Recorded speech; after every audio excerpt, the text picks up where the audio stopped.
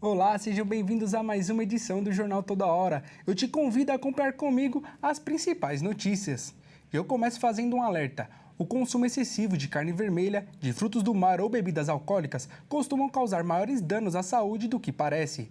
O consumo em excesso desses produtos podem causar gota.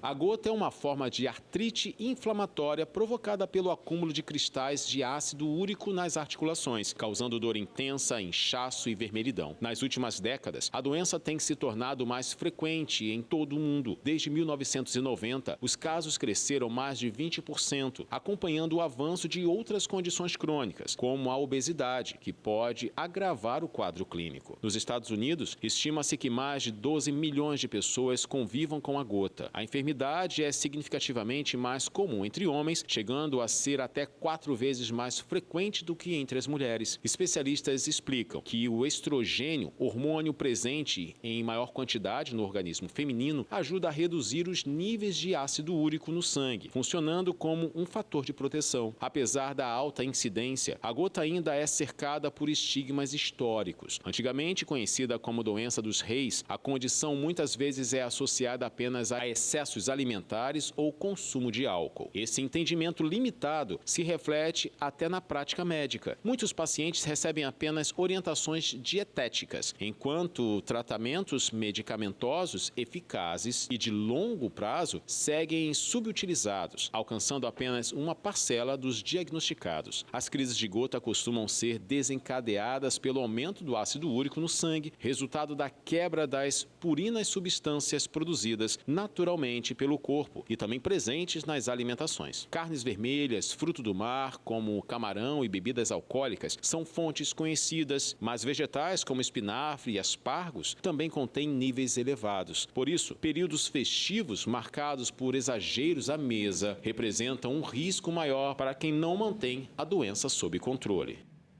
E a Lei Rouanet, principal mecanismo de incentivo à cultura no país, é alvo frequente de críticas e questionamentos. Mas quando disputas ideológicas são colocadas de lado e os números colocados sobre a mesa, fica claro que o instrumento dá lucro, tanto para quem dá como para quem recebe. Pesquisa recente da Fundação Getúlio Vargas aponta que para cada real investido por meio do incentivo fiscal, há um retorno mínimo de R$ 7,70 para a economia brasileira.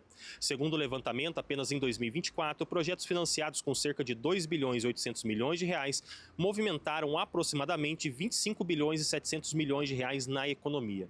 As iniciativas geraram 228 mil postos de trabalho diretos e indiretos e alcançaram um público estimado em 89 milhões de pessoas em todo o país.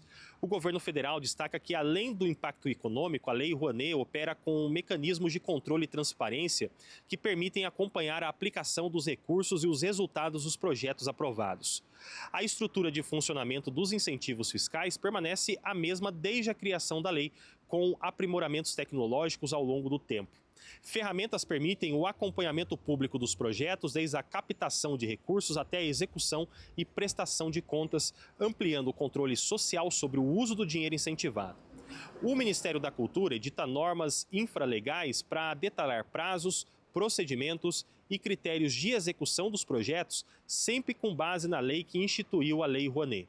Essas normas não alteram o conteúdo da lei, mas regulamentam a sua aplicação prática, buscando tornar os processos mais eficientes, participativos e transparentes, com a incorporação de sugestões da sociedade civil. No debate sobre o financiamento cultural, o Fundo Nacional de Cultura também é citado.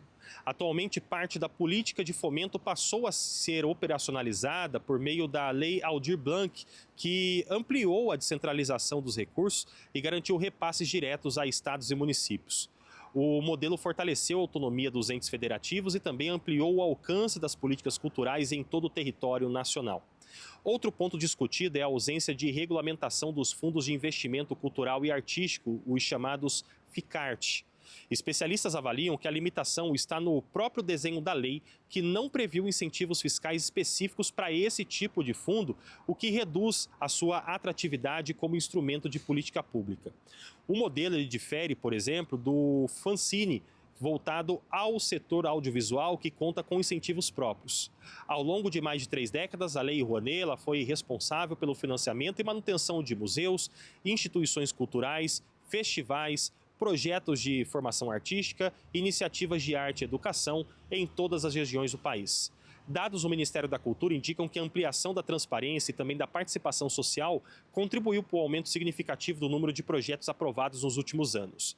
Mesmo diante de críticas e propostas de aperfeiçoamento, especialistas e gestores públicos avaliam que a Lei Rouanet segue como um dos principais instrumentos de fomento cultural do país, combinando incentivo fiscal, controle público e impacto econômico relevante. Uma pesquisa indicou que mais de 60% dos trabalhadores têm dificuldade em conciliar a vida pessoal e o trabalho. Um problema que acontece em qualquer tipo de empresa, revelando a falta de organização dos comandantes de algumas empresas. A pesquisa realizada pela HealthTech Starbem ouviu quase 6.000 trabalhadores em todo o país e revelou que muitos deles tiveram dificuldade para equilibrar o trabalho com a vida pessoal e familiar. O problema apareceu em empresas pequenas, médias e grandes, o que mostrou que a sobrecarga não dependia do tamanho da organização.